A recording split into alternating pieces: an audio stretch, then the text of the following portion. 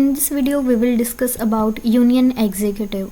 हमारे इंडिया के अंदर पार्लियामेंट्री फॉर्म ऑफ गवर्नमेंट है, structure of Indian government.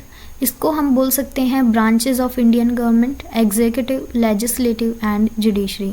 Executive legislative का ही पार्ट है और एग्जीक्यूटिव ब्रांच लेजिस्लेटिव को रिस्पॉन्सिबल होती है। सो इस वीडियो के अंदर हम यूनियन एग्जीक्यूटिव की बात करेंगे। यूनियन एग्जीक्यूटिव के अंदर president, vice president, PM and उनकी council of minister and attorney general, ये एग्जीक्यूटिव का पार्ट हैं। सबसे पहले हम प्रेसिडेंट को थोड़ा सा डिटेल में डिस्कस करेंगे। प्रेसिडेंट हमारे स्टेट के सेरेमोनियल हेड हैं और हमारी जो गवर्नमेंट के हेड हैं वो हैं प्राइम मिनिस्टर। प्रेसिडेंट के बारे में हमारे कॉन्स्टिट्यूशन के पार्ट 5 एंड पार्ट 8 के अंदर मेंशन किया गया है। President is elected by the elected members of the both houses of parliament as well as elected members of the legislative assemblies of states and union territories।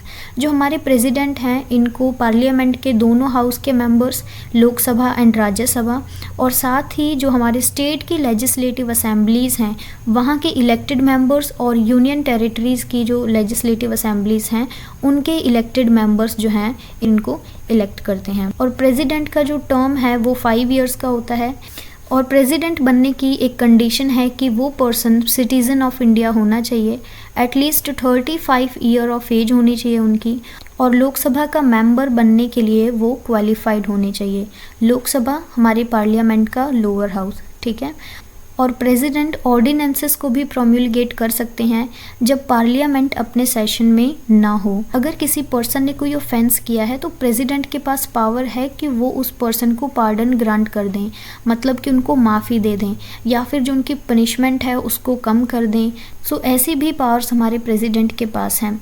साथ ही अगर president को impeach करना है, मतलब उन्हें उनके पद से हटाना है, उसके लिए जो पार्लियामेंट है उसके हर एक हाउस की टोटल मेंबरशिप की 2/3 मेजॉरिटी चाहिए होती है। और प्रेसिडेंट को उनके पद से हटाने की या फिर उनको इम्पीच करने की सिर्फ एक ही कंडीशन है, अगर उन्होंने हमारे कॉन्स्टिट्यूशन का वायलेशन किया, मतलब हमारे कॉन्स्टिट्यूशन के अगर वो खिलाफ चलते हैं तभी उनको इम्पीच किया जा सकता है। Next is vice president. हमारी कंट्री की जो सेकंड हाईएस्ट कॉन्स्टिट्यूशनल ऑफिस है वो वाइस प्रेसिडेंट की होती है और वाइस प्रेसिडेंट राज्यसभा के एक्स ऑफिशियो चेयरमैन की तरह सर्व करते हैं, ठीक है। इनको पार्लियामेंट के दोनों हाउसेस, लोकसभा एंड राज्यसभा, इनके मेंबर्स इलेक्ट करते हैं और इनका टर्म भी 5 ईयर्स का होता है। नेक्स्ट एग्जीक्यूटिव का पार्ट है हमारे prime minister. Prime minister head of the government होते हैं। Prime minister usually majority party के लीडर होते हैं लोकसभा के अंदर और ये काफ़ी क्रूशियल या काफ़ी इम्पॉर्टेंट रोल प्ले करते हैं गवर्नमेंट की पॉलिसीज़ को फॉर्मुलेट करने में और उनको इम्प्लीमेंट करने में।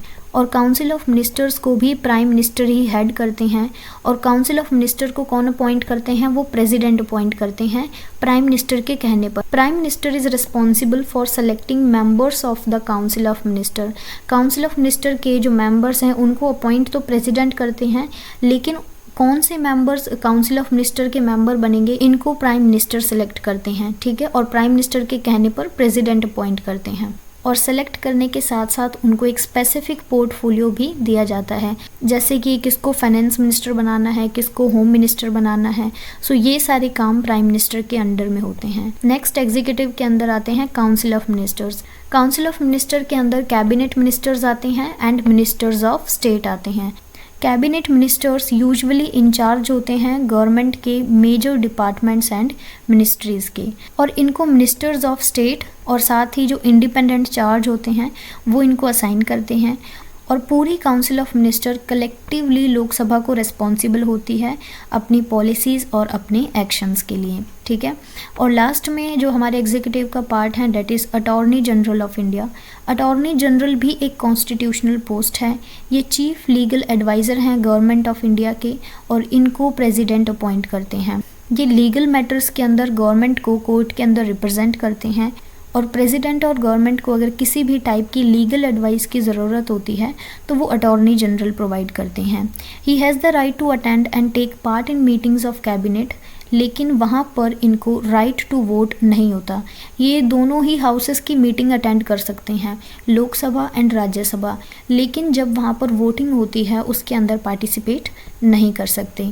सो this was all about our executive branch. ठीक है, नेक्स्ट वीडियो के अंदर हम यूनियन लेजिस्लेचर को कवर करेंगे। Thank you so much, have a good day.